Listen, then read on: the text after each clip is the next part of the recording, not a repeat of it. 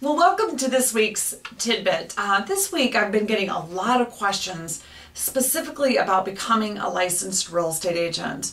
Now, I've got an article on my website about becoming a licensed real estate agent, and I've also got a little video on YouTube about the pros and cons. So I don't want to go over that again. But the reason that it's coming up so much is specifically with regards to the cooperative option. You know, cooperative option is when you're optioning a property from the owner using a lease option, you're finding a buyer that's going to do a lease option, and then you're selling it to the buyer and you're stepping out of the middle.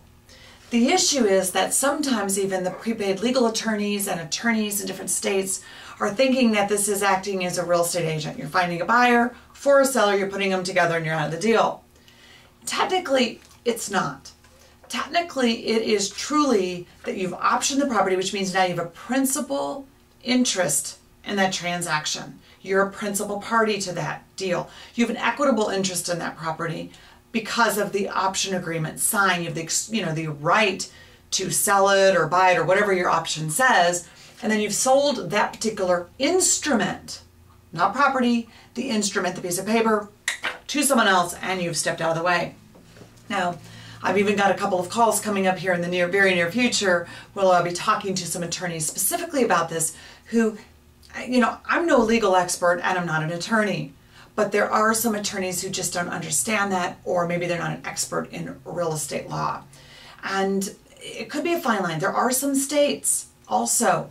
For instance, Idaho, recently, I couldn't believe that I read their provisions about even if you're involved in any kind of lease option, that you have to have a license in that state.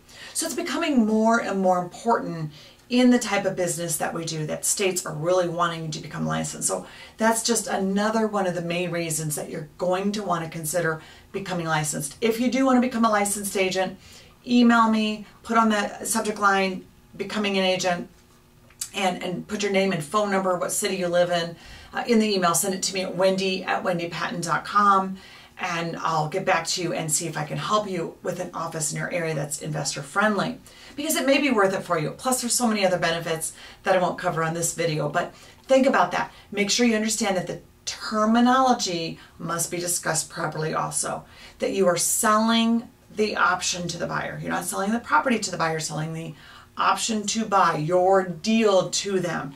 It just gets a little confusing when you start advertising that you're advertising the home on the same terms that you have it on. So it's a fine line, and it's going to be getting some more and more scrutiny probably in the next couple of years. So try to take care of it right now and get your license. See you next week.